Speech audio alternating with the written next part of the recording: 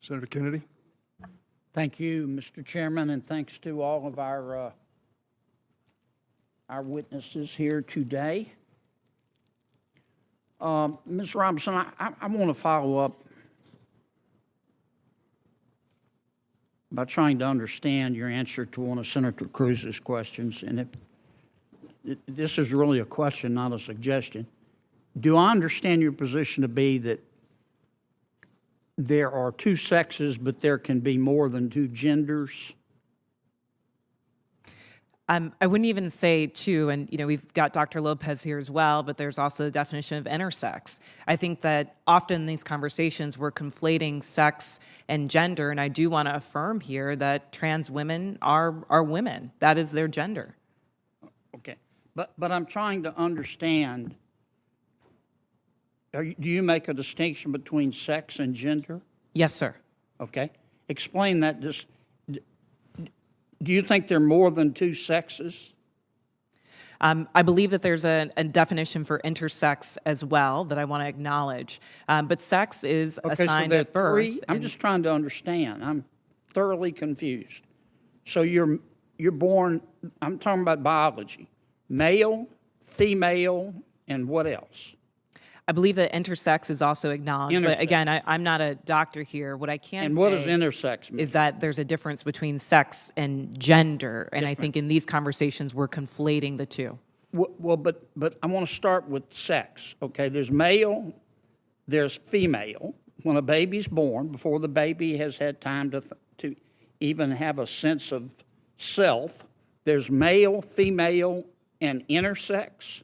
There's a third sex. I believe that is true, but I would defer to Dr. Lopez as I'm not a physician. Okay. And how many genders are there? I think the gender is expansive, and the definitions are always growing. Today I can tell you, I talk to young people that talk about non-binary as more than five. I think the gender is not a binary, is what I'm trying to say. Are there more than five genders? I'm just trying to understand. Are there more than five genders? Well, I think that there was a time where women wearing pants didn't feel like it was appropriate for their gender, and yet I'm wearing pants today. I think that there are ways that we express our gender that are expansive. Are there more than five? I wouldn't subject myself to naming how many genders there are, but what I can say is that gender is a reflection. Number? Excuse me? There's an infinite number of genders?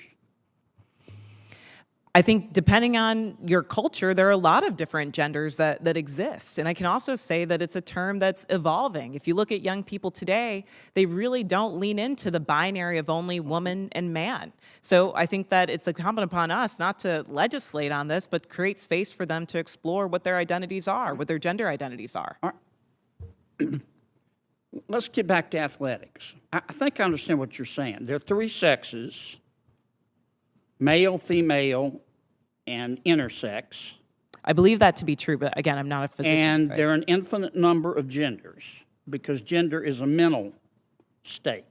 Gender is about expression, and I think that there are a variety of ways that you can express your gender. Okay, so there's infinite number. All right, let's go back to the biology.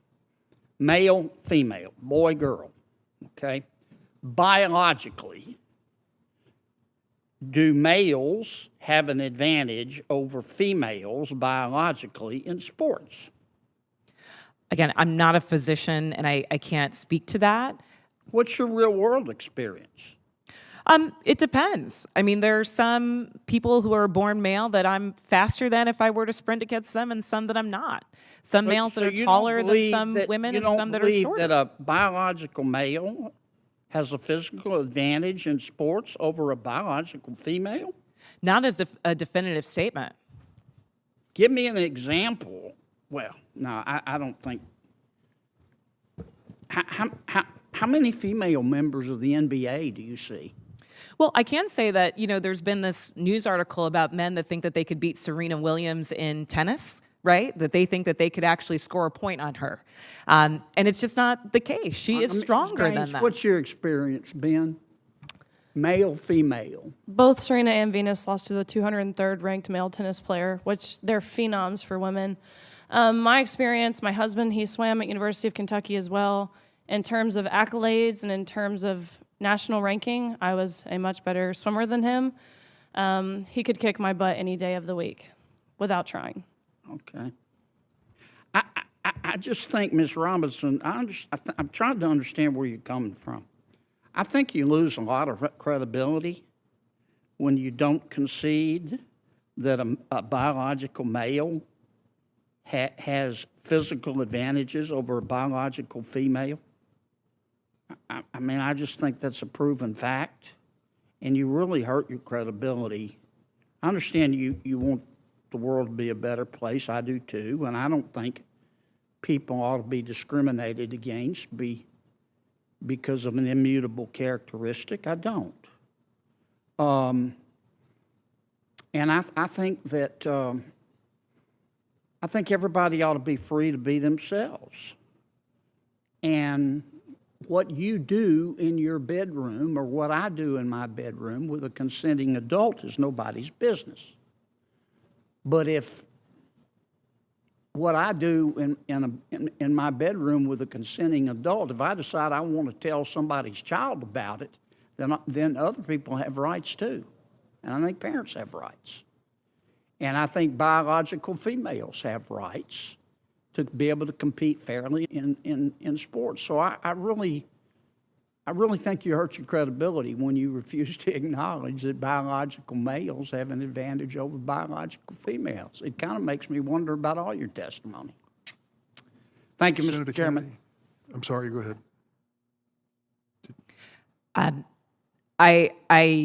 What I'm trying to say is that there is not a definitive advantage in all cases.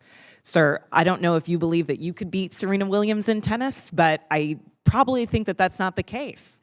There are not all cases where all men are physically superior to all women. And at the end of the day, in this conversation, we're not talking about that.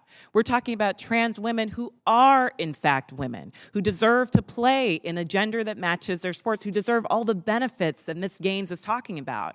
And as a cisgender black woman, I can say definitively that my womanhood is not threatened by a transgender person asserting hers as well.